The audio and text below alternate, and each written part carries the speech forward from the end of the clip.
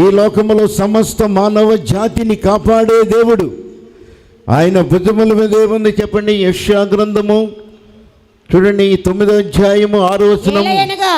ఏలయనగా మనకు శిశువు పుట్టెను, మనకు శిశువు పుట్టును, మనకు కుమారుడు అనుగ్రహింపబడెను, మనకు కుమారుడు అనుగ్రహింపబడెను. ఆయన భుజము మీద, ఆయన భుజము మీద రాజ్యభారమున్నది. ఆశ్చర్యకరుడు, ఆలోచనకర్త, బలవంతుడైన దేవుడు, నిత్యుడగు తండ్రి, సమాధానకర్తయైన అధిపతి అని అతనికి పేరు పెట్టబడును. ఇది మొదలుకొని మితము లేకుండా దానికి వృద్ధియు క్షేమము కలుగునట్లు సర్వకాలము దావీదు సింహాసనమును రాజ్యమును నియమించును. న్యాయము వలన నీతి వలన రాజ్యములను స్థిరపరచుటకు అతడు సింహాసనాసీనుడై అతడు రాజ్య పరిపాలన చేయును. సైన్యములకు అధిపతియగు యెహోవా ఆసక్తి కలిగి దేవుడు దీనిని నెరవేర్చనయ్యి ఉన్నాడు. దేవునికి స్తోత్రము. హల్లెలూయా. ఇవన్నీ ప్రవచనాలు. ఆనాడు దేవుడు ఈ లోకానికి రాకక మునిపే 500 సంవత్సరాలు 700 సంవత్సరాలు, అలాగే ఆయన ఈ లోకములో జన్మించక మునిపే ఆయన గురించి ప్రవచనాలు చెప్పబడి ఉన్నాయి. దేవునికి స్తోత్రము. హల్లెలూయా. కనుక ఆయన లేఖన ప్రకారముగా ఈ లోకానికి రానయ్యున్నాడు. ఆయన రాజ్యము అంతము కానేరదు. ఆయన ఏమన్నారు చెప్పండి? ఇది మొదలుకుని ఇక మితము లేకుండా దానికి వృద్ధి క్షేమము కలుగుతున్నది. ఆయన రాజ్యము ఈ లోక రాజ్యాలని కత్తితో జ్ఞానముతో జయించి గొప్పవారిగా పేరు పొందారు. కానీ ఈ రాజ్యములో శాంతి సమాధానముతో నీతి న్యాయాలతో పరిపాలన చేసే రాజ్యం. దేవునికి స్తోత్రము. అలా కనుక ఈ రాజ్యము ఎన్నడూ అంతము కానేరదు. ప్రేమ దయ కనికరముతో ఈ రాజ్య పరిపాలన ఉంటుంది. కనుక దీనిలో మితము లేకుండా అది ఎప్పుడు వృద్ధి చెందుతూనే ఉంటుంది. అనేక రాజ్యాలు పతనమైపోతున్నాయి. భూమి మీద అనేక రాజ్యాలు పతనమై శిథిలమైపోయి వారి గురించి ఇక భూస్థాపన అయిపోయిన రాజ్యాలనే చూస్తున్నాం.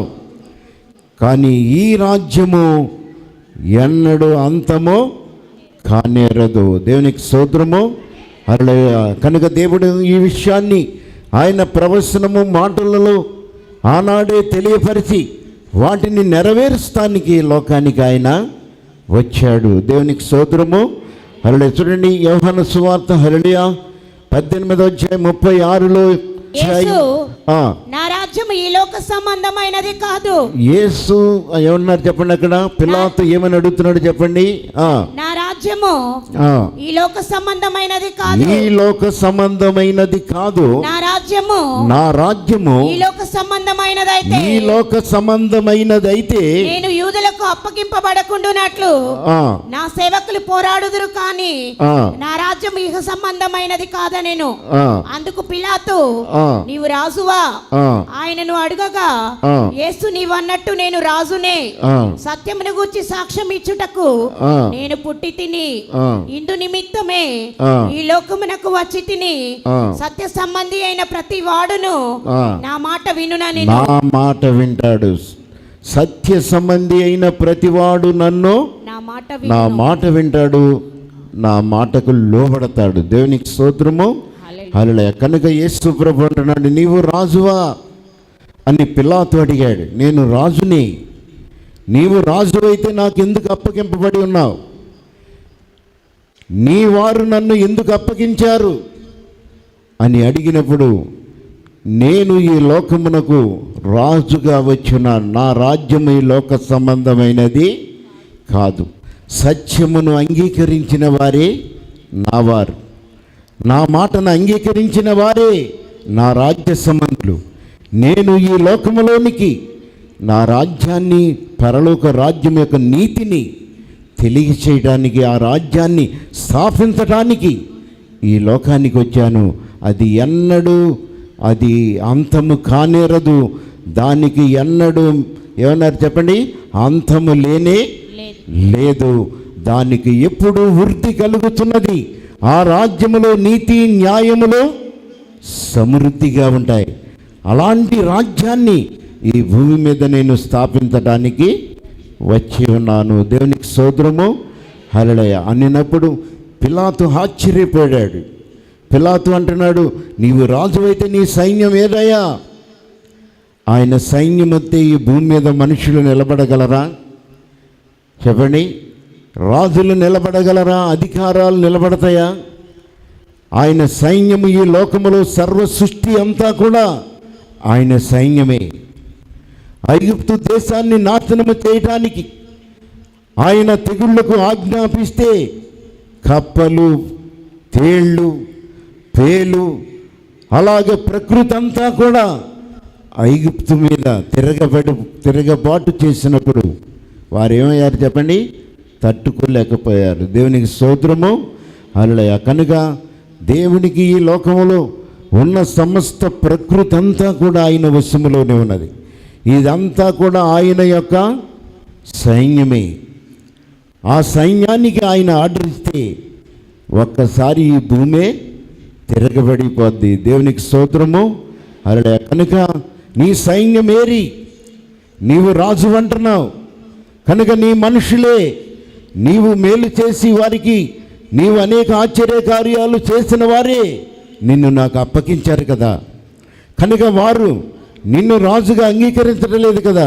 నీవు రాజు అని ఎలా చెప్పుకుంటున్నావు? నీ అంతటా నీవే అనుకుంటున్నావా అని అంటే ఆయన ఏమన్నారు చెప్పండి, నా రాజ్యము, నా పరలోక రాజ్యము వేరు, నా నీతి కార్యములు ఎరిగిన వారే, వారు నన్ను అంగీకరించిన వారే నా రాజ్యములో వారసులుగా ఉంటారు. దేవునికి స్తోత్రము, హల్లెలూయా. కనుక ఆయన ఎందుకు వచ్చాడు చెప్పండి ఈ లోకానికి? సమస్త మానవ జాతికి నీతి న్యాయములు చేయడానికి, ఆయన యందు భయభక్తులు కలిగిన వారిని కాపాడటానికి, ఆయన ఈ లోకములో రారాజుగా జన్మిస్తానని లేఖనములను తెలియచేసి వాటిని నెరవేరుస్తానికి ఈ లోకానికి ఆయన రాజుగా వచ్చాడు. దేవునికి స్తోత్రము, హల్లెలూయా. కనుక తూర్పు దేశంలో ఉన్న జ్ఞానులు వారు ఎలా వచ్చారు చెప్పండి, రాజును చూశారు. మరలా తిరిగి వెళ్ళేటప్పుడు అన్నాడు, మీరు ఆ మార్గములోనికి వెళ్ళవద్దు, మీరు వేరే మార్గము గుండా వెళ్ళండి అని దేవుని చేత వర్తమానం పొందారు. వారు అందుకే జ్ఞానులుగా పిలువబడి ఉన్నారు. దేవునికి స్తోత్రము, హల్లెలూయా. ఎప్పుడైతే దేవుని మాటను విని ఆయన సత్యమును అంగీకరించారో, పాత రోత జీవితాన్ని విడిచిపెట్టిన వారే జ్ఞానులు. కానీ మరి పాత జీవితాన్ని కలిగి జీవించేవారు దేవుని సన్నిధిలో జ్ఞానులు కాదు. దేవునికి స్తోత్రము, హల్లెలూయా. కనుకనే యేసు ప్రభు ఏమన్నాడు చెప్పండి, ఆయన ఈ లోకానికి రాజు కనుకనే ఆయన భుజముల మీద రాజ్యభారం ఉన్నది. ఆశ్చర్యకరుడు, ఆలోచనకర్త, బలవంతుడైన దేవుడు, ఆయనకు సాటి అయిన వారు ఎవరు లేరు. దేవునికి స్తోత్రము, హల్లెలూయా. కనుకనే చూడండి లోకసువార్త 1వ అధ్యాయము 50వ వచనాన్ని చూడండి. ఆయనకు భయపడు వారి మీద ఆయన కనికరము తరతరములకు ఉండును. ఆయన తన బాహువుతో పరాక్రమము చూపెను. వారి హృదయ ఆలోచన విషయమై గర్విష్ఠులను చెదరగొట్టెను. సింహాసనములో నుండి బలవంతులను పడద్రోసి దీనులను ఎక్కించెను. ఆకలి కొనిన వారిని మంచి పదార్థములతో సంతృప్తి పరిచి ధనవంతులను ఆయన వట్టి చేతులతో పంపివేస్తున్నాడు. ఆయన యందు భయభక్తులు కలిగిన వారి ఎడల ఆయన కనికరమును తరతరములకు ఆయన వాగ్దానం చేశాడు. ఈ లోకములో తరతరములకు ఆయన మొదటివాడు, కడపటివాడు, ఇదిగో యుగ యుగములు ఆయనే జీవించేవాడు. వారి కొరకే ఈ లోకానికి వచ్చాడు. ఈ లోకములో ఆయన ఎందుకు వచ్చాడు అంటే ఆయనకు భయపడేవారు ఉన్నారు, ఆయన మాటను అంగీకరించేవారు ఉన్నారు. వారు నీతిమంతులుగా తృణీకరించబడి, వారు ఈ లోకములో అధికారములో ఉండవలసిన వారు త్రోయబడి బలహీనులుగా ఉన్న వారందరినీ కూడా తిరిగి వారిని అభిషేకించడానికి రాజుగా వచ్చాడు. దేవునికి స్తోత్రము. ఆయన సింహాసన ఆసీనులుగా ఉండటానికి, వారికి దేవుని శక్తిని బలాన్ని అనుగ్రహించడానికి, అధికారమును కోల్పోయి బానిసలుగా వారు మారిన వారందరినీ కూడా తిరిగి మరలా అధికారాన్ని వారికి ఇవ్వటానికి, అభిషేకించటానికి ఈ లోకానికి వచ్చాడు. దేవుని స్తోత్రము. హల్లెలూయా. ఆయన తన బాహువు వారి కొరకు పరాక్రమమును చూపును, వారి హృదయ ఆలోచన విషయంలో గర్విష్ఠులను ఆయన చెదరగొట్టి సింహాసనములో నుండి బలవంతులను పడద్రోసి ఆకలి కొనిన వారిని మంచి పదార్థాలతో సంతృప్తి పరిచి ధనవంతులను వట్టి చేతులతో గర్విష్ఠులు, ఈ లోకములో మత్తులుగా, ఈ లోకములో ధనయామోహాలతో కప్పబడి సత్యమును చూడలేని వారిని పడతోసి నీతిమంతులకు ఆయన ఆసీనుడిగా ఉన్నాడు, వారిని బలపరిచేవాడు ఆయనే అని వారికి బలాన్ని ఇవ్వటానికి, శక్తినివ్వటానికి, అభిషేకించటానికి భూమి మీద ఆయన రాజ్యవంశము తరతరములు కూడా నీతి న్యాయములతో పరిపాలించే పరిపాలన ఇలా ఉంటుంది అని తెలియచేయడానికి ఈ లోకానికి రారాజుగా వచ్చి ఉన్నాడు. దేవునికి స్తోత్రము. హల్లెలూయా. కనుక దేవుడు ఈ లోకానికి ఎందుకు వచ్చాడు అంటే వారిని బలవంతులుగా చేసి అభిషేకించి భూమి మీద దేవుని రాజ్య పరిపాలనలో యాజకులుగా, అధికారులుగా, ఆయన రాజ్యం యొక్క నీతిని పరిపాలన చేసే అధికారులుగా చేయడానికి ఈ లోకానికి దేవుడు మన కొరకు వచ్చి ఉన్నాడు. దేవునికి స్తోత్రము. హల్లెలూయా. కనుక దేవుడు మనకిచ్చిన అధికారాలు, మనకిచ్చిన శక్తివంతమైన ఈరోజు అధికారము, అలాగనే దేవుడు చేసిన మేళ్ళు ఈరోజు మనం తలంచుకుని ఆయనను మనము ఆరాధన చేయాలి, ఆయనను మహిమపరచాలి. తూర్పు దేశంలో జ్ఞానులు వచ్చి సాగిలపడి ఆయనకు ఏం చేశారు చెప్పండి? బంగారము బోళమును కానుకలుగా సమర్పణ చేశారు. అయా, నీవు లోకాన్ని పరిపాలించే రాజువు నీవే, లోక పాపములను నీవు పరిహరించే దేవుడవు నీవే. మేము కనులారా చూసాము, ఆకాశములో నక్షత్రము నీ యొక్క మహిమను చూపింది. అలాగనే ఈ భూమి అంతా కూడా సమస్తము నీ మహిమతో నింపబడి ఉన్నది. నీ ప్రభావమును మేము కనులారా చూసి ఉన్నాము. దేవునికి స్తోత్రము. హల్లెలూయా. వారి తల మీద ఉన్న కిరీటాలు నేలను పడవేసి నీవే రాజువు, నీవే దేవుడవు, నీవే, నీ రాజ్యమే శాశ్వతమైన రాజ్యమని ఆయనకు సాగిలపడి వారి మార్గాలను వారు సరిదిద్దుకున్నారు. దేవునికి స్తోత్రము. హల్లెలూయా. వారి మార్గాలలో మరలా తిరిగి పాత మార్గాలు విడిచిపెట్టి నూతన మార్గములో నడుచుకుని దేవుని చిత్తానికి వారు లోబడ్డారు. దేవునికి స్తోత్రము. హల్లెలూయా. కనుక ఈ లోకములో మనకిచ్చిన మార్గం ఎంతో శక్తివంతమైన మార్గం. ఈరోజు ఈ మార్గం మనకు దేవుని ద్వారా అనుగ్రహింపబడింది. కనుక ఈ మార్గములో నీవు ఏ రీతిగా నడుచుకుంటున్నావు, ఎలా నీవు ప్రవర్తిస్తున్నావు? దేవునికి స్తోత్రము. హల్లెలూయా. ఈరోజు నీవు సజీవుడిగా ఉన్నావు అంటే, ఈరోజు అర్హత లేని నీకు ఒక స్థానము దేవుడు ఏర్పాటు చేశాడు అంటే, ఈరోజు ఈ స్థానములో నీవు నేను ఉన్నాము అంటే దేవుని యొక్క సంకల్పం. అర్హత లేని వారందరినీ తన రాజ్య పౌరులుగా పిలిచాడు. వారందరికీ దేవుని రాజ్యములో స్థానం ఇచ్చాడు. కనుకనే చూడండి, 1 పేతురు 2:9 చూడండి, ఆయన ఏమంటున్నారు చూడండి, లాస్ట్ వచనాలు. 1 పేతురు 2:9. అయితే మీరు చీకటిలో నుండి ఆశ్చర్యకరమైన తన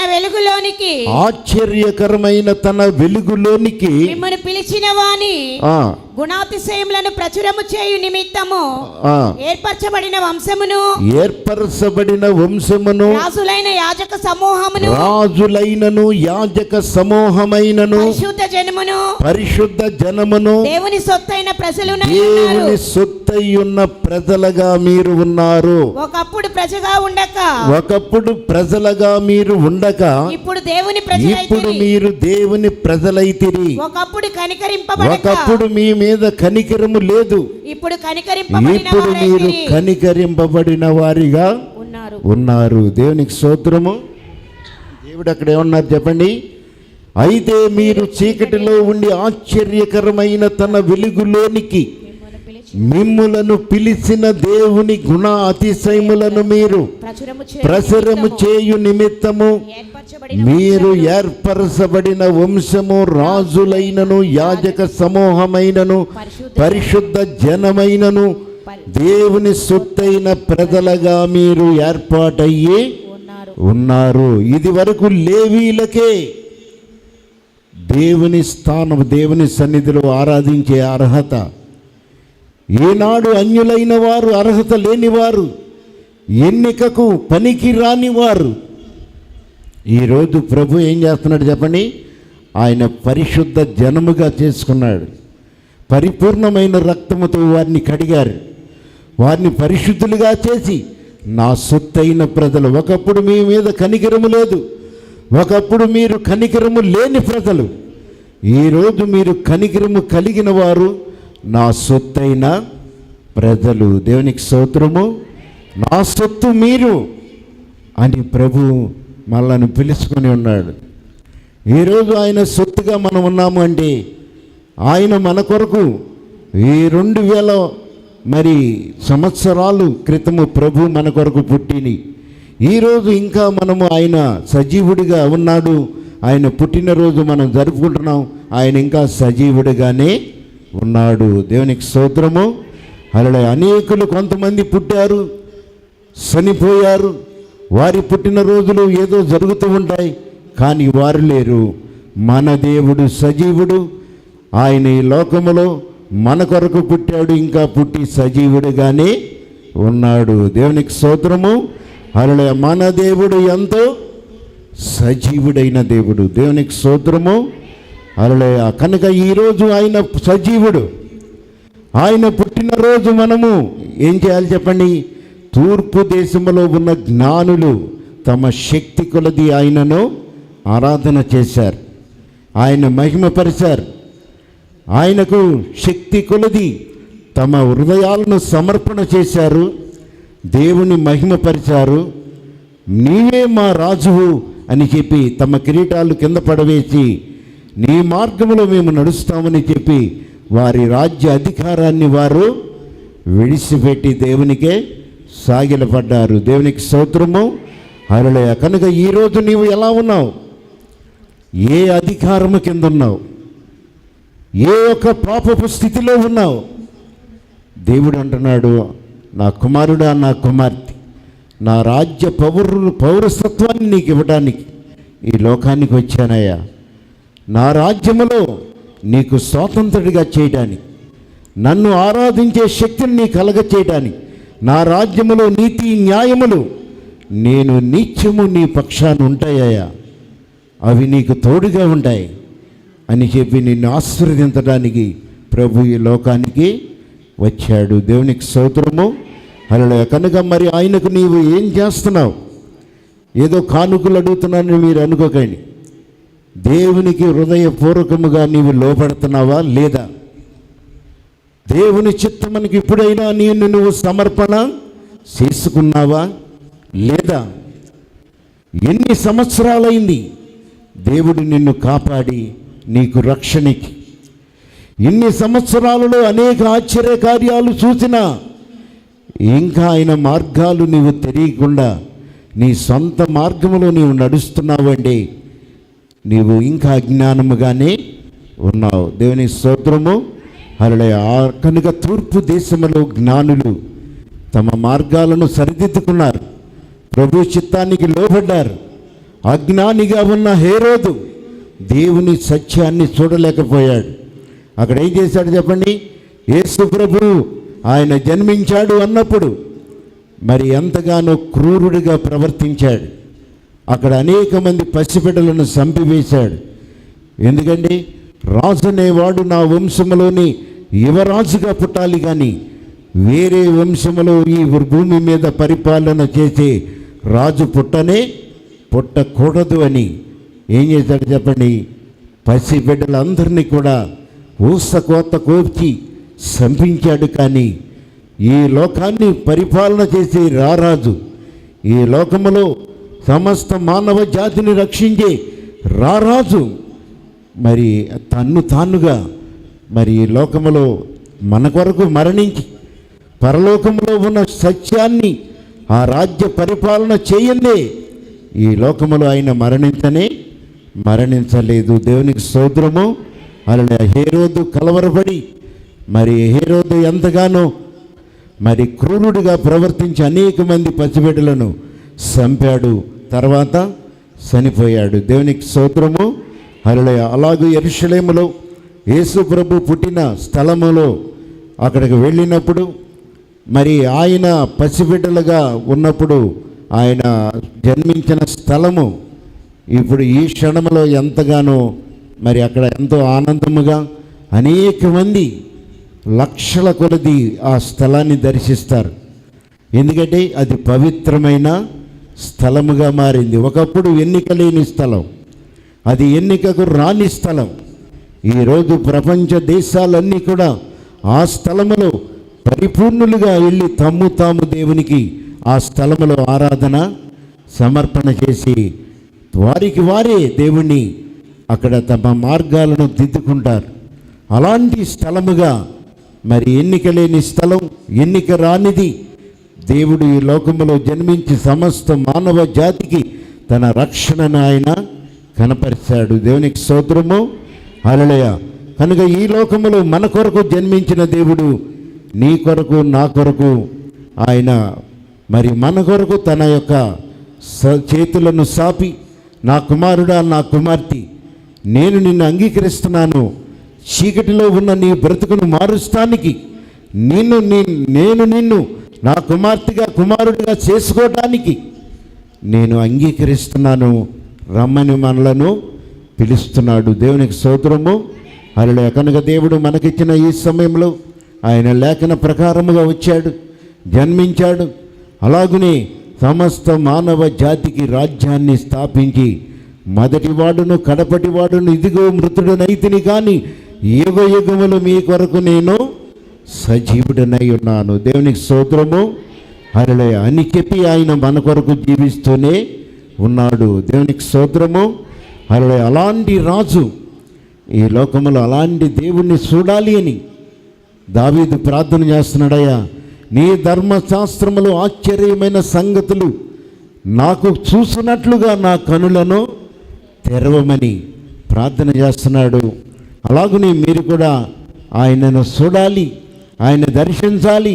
ఆయన రక్షణ ఆనందం ఇంకా నీవు అనుభవం లేకపోతే ఎప్పుడైనా తెలుసుకుని ఆయన సన్నిధిలో సాగిలపడమని ప్రభు పక్షాన నిన్ను కోరుకుంటున్నా. దేవుని స్తోత్రము. హల్లెలూయా. కనుక దేవుడు మన కొరకు రాజుగా జన్మించి ఆయన రాజ్య పరిపాలన నీతి న్యాయములు ఇంకా మన పక్షాన ఉన్నాయి కనుకనే మన పాపములను బట్టి మనకు తీర్పు కలగటల్లా. ఈరోజు ఇంకా సజీవులుగా ఉన్నాం కనుక ఈరోజు మనం సజీవులుగా ఉన్నామంటే మన దోషములను బట్టి మనకు ప్రతీకారము మన మీదకి తీర్పు రాలేదు. కనుక ఇప్పుడే మనం ప్రభు సన్నిధిలో సాగిలపడి మన పాపాలను మరి ఒప్పుకొని ఆయన సన్నిధిలో సాగిలపడితే ఆయనను ఆరాధించే ప్రజలుగా సొత్తైన కుమార్తెగా కుమారుడిగా నిన్ను చేయటానికి ప్రభు సిద్ధముగా ఉన్నాడు. దేవునికి స్తోత్రము. హల్లెలూయా. దేవుని వాక్యము దీవించునుగా. హల్లెలూయా. దేవునికి వందనాలు, అయ్యగారికి వందనాలు, అమ్మగారికి వందనాలు. ఇక్కడ ఉన్న వీళ్ళందరికీ కూడా నాకు వందనాలు. నాకు 2013లో అస్వస్థకు గురయ్యి మంచం మీద పడిపోయి అన్నం కూడా తినలేని పరిస్థితిలో నేను ఉన్నాను. అప్పుడు మా భార్య అన్నం కలిపి నోట్లో పెట్టి మంచినీళ్ళు పోస్తే మింగేవాడిని. అట్లాంటి మనిషిని నేను ఎట్లానా అని అనుకున్నప్పుడు మా పిల్లలు 2 డాక్టర్లు, 1 ఇంజనీరు దూరాన ఉంటారు. వాళ్ళు వచ్చే వరకు ఎట్లానా అనుకున్నాను. వాళ్ళు వచ్చారు, డాక్టర్ గారి దగ్గరికి తీసుకెళ్ళారు విజయవాడ. తీసుకెళ్ళిన తర్వాత ఆయన ఏమన్నాడంటే, మీ నాన్నగారికి ఎన్నుపో సరిగిపోయింది, చనిపోతాడు, మనం బ్రతుకుతాడని చెప్పలేను నేను. మరి ఆపరేషన్ చేస్తే అది సక్సెస్ అవుతుందో లేదోనని అన్నారు. సరేనండి, నాకు సక్సెస్ అయినా అవపోయినా నేను ఆపరేషన్ చేయించుకోను అని చెప్పాను. అట్లాంటప్పుడు మా ప్రసన్న వాళ్ళ ఇంటి ప్రక్కన నేను, మా కోళ్ళు అవుతుందండి, వాళ్ళ ఇంటి ప్రక్కకు నేను ఉన్నాను. అప్పుడు మామయ్య మాకు ఆ చర్చిలో మా చర్చలు జరుగుతున్నాయి చాలా, ఒక్కసారి మీరు రండి అన్నారు. అమ్మ, అయ్యగారు అందరూ వస్తున్నారు, ప్రార్థన చేస్తున్నారు, వెళుతున్నారు, మరి నాకు ఎటువంటిది ఏమీ లేదు, కూర్చోలేకపోతున్నాను కదా, మనం ఎట్లా రాను అమ్మంటే, మీరు ఒకసారి రండి మా చర్చి కంటే వాళ్ళ ఆటోలో పడుకోబెట్టి నన్ను తీసుకొచ్చారు. తీసుకొచ్చినప్పుడు అమ్మగారు నేను అక్కడ వచ్చేసరికి పాట పాడుతుంది. పాట పాడుతున్నప్పుడే నాకు ఏదో శక్తి వచ్చినట్లు ఉంది. మరి అట్లాంటప్పుడు కూర్చోలేని మనిషిని కూడా నేను నాలో శక్తి వచ్చినట్లు ఉండి, సరే 2 ఆడవాళ్ళు మనోళ్ళు వచ్చి నన్ను ఆ ప్రక్కన ఈ ప్రక్కన ఒకళ్ళు తీసుకొచ్చి కూర్చోపెట్టారు. అయ్యగారు ఏమన్నారంటే, ఏమండి విశాల్ గారు, మీరు కూర్చోలేని పరిస్థితుల్లో ఉంటే మంచం వేస్తాను, పడుకోండి అన్నారు. అయ్యా, నాకేదో నాకు చాలా సంతోషంగాను ఒక శక్తి వచ్చినట్లుంది, కూర్చోగలుగుతాను అన్నాను. సరేలేనని అన్నారు. అప్పుడు నేను కూర్చున్నాను ఆ రోజుల్లో. అప్పుడు ఎన్నిసార్లు 2 వారాలు కర్రబట్టు తిరిగాను. అయ్యగారు ఏమన్నారంటే, అయ్యా 3 వారాలు రండి మన చర్చికి, మీరు స్వస్థత పడతారు, లేచి తిరుగుతారు, మీరు అసలు కుర్రోళ్ళలాగా తయారవుతారు అని అన్నప్పుడు నేను చాలా సంతోషించాను. నేను లెగలేనటువంటి మనిషిని, అయ్యా నేను ఎట్లా కుర్రోడినవుతాను అన్నాను. ఇప్పుడు నాకు 80 సంవత్సరాలు వచ్చినాయి. ఆ రోజులు అప్పుడప్పుడు వచ్చినప్పుడు 70 సంవత్సరాలు. నేను ముసలోడిని అయితే ఇంకెట్లా తిరుగుతానయ్యా అన్నాను. మీరు తిరుగుతారు రండి అన్నారు. వచ్చాను. ప్రార్థన చేస్తున్నారు. నాకు బాప్టిజం ఇచ్చి నా పేరు మత్తయ్యగా చేశారు. అమ్మగారు అయ్యగారు ప్రార్థన బలం వల్ల, మన చర్చి బలం వల్ల, అనుభవం వల్ల నేను ఇప్పుడు ఆరోగ్యంగా ఉన్నాను. నేను ఇప్పుడు పనికి వెళ్తున్నాను, ఇంటికాడ ఉంటలా, నెలకు 10,000 12,000 సంపాదించుకుంటున్నాను. ఎందువల్లంటే మన అయ్యగారు అమ్మగారు ప్రార్థన బలం వల్ల. చనిపోతాననుకున్న మనిషిని బ్రతికి తిరుగుతున్నాను. ఈ గొప్ప సాక్ష్యం దేవుడు దీవించుగాక.